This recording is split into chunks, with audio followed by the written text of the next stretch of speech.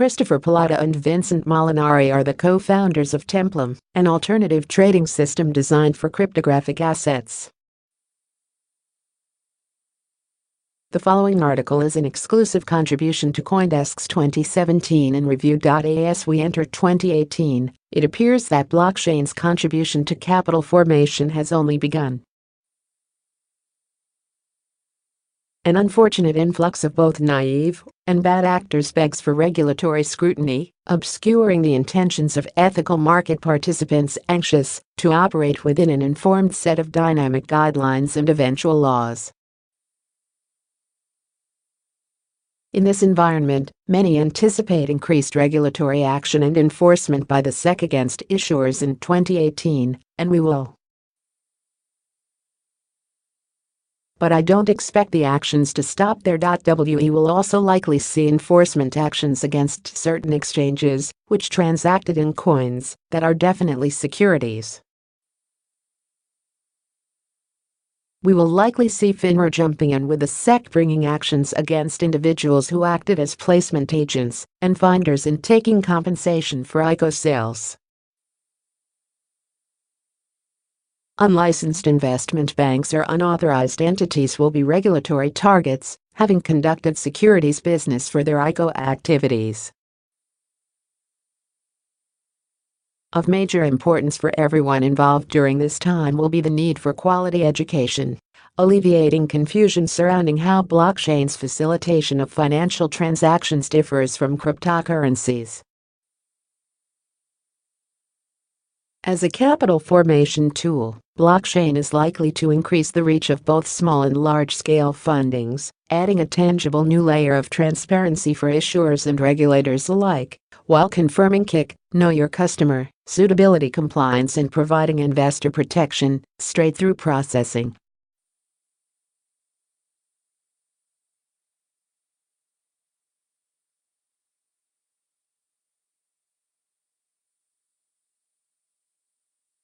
The result will be increased activity and investment by institutional investors and venture capitalists.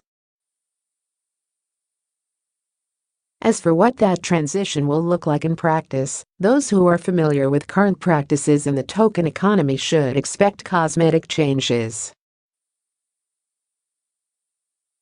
The entry of new market participants will greatly expand pools of capital, but the vast majority of ICOs will embrace issuance as securities, given the clear guidance from the SEC. In response, there will be very few true utility token issuances in 2018. The SEF framework will rapidly decline as an issuing structure. In response, I expect that a new second-generation acronym, such as Tokenized Asset Offering or TAO, will replace ICO. Increasing bad press, regulatory enforcement and class action lawsuits concerning coins issued before the infamous TAO may dominate headlines and ultimately tarnish the moniker. But this new model won't just be the same idea with a new code of paint. Expect the SEC, CFTC and FINRA to collaborate on industry guidelines that merge the priorities of each, very similarly to how the SEC and NASA cooperated for Reg A+ during the Jobs Act. A regulatory oversight consortium would propose multi-agency rules for tokens, addressing their dual role in capital raising and eventual transactions as a secondary instrument.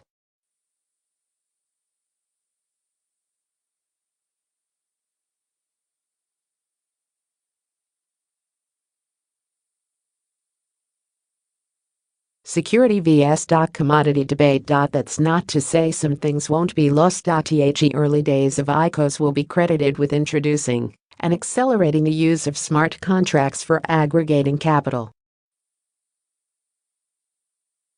Heralded as the catalyst for major Wall Street disruption, tokenized securities will lead to a second generation of market participants, scaling global capital formation upward. 2018 will see the acceptance and rapid growth of TAO-style instruments as the next wave dwarfs 2017's ICO issuance. An amnesty program for pre-TAO participants is also in order for those inclined to view their tokens as securities deserving of a regulatory framework. The market will update functionality and build out new infrastructure for the sector.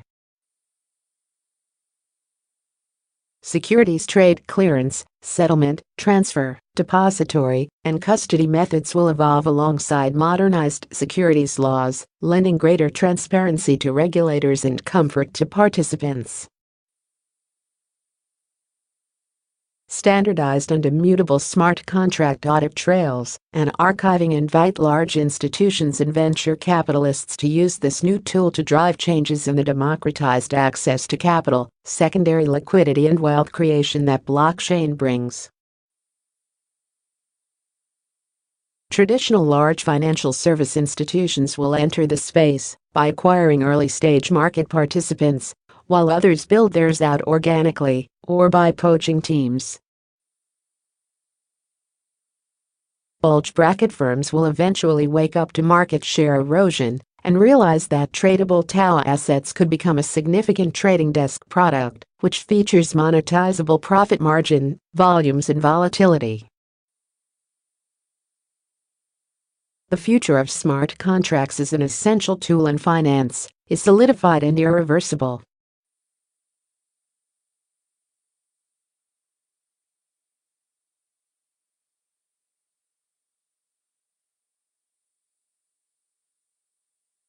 Social media will democratize tokenized securities promotion by expanding the issuer's reach beyond established funding channels. Updated capital formation, compounded by stronger investor education, can level the commercial playing field for women, affinity groups, fan bases, and diaspora communities that also benefit from impact investing's many constructive side effects.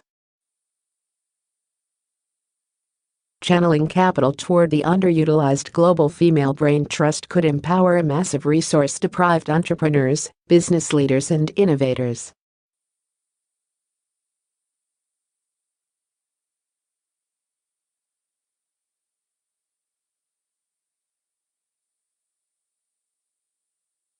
In this way, we expect blockchain crowdfunding to ensure greater financial independence for women, a result which will confirm that United Nations Sustainable Development Goal number 5, gender equality.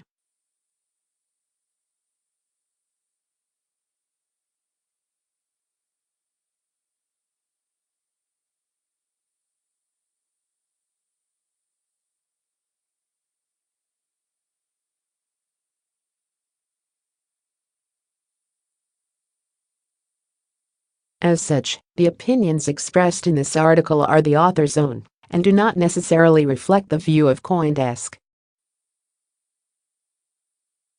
For more details on how you can submit an opinion or analysis article, view our editorial collaboration guide or email news@coindesk.com.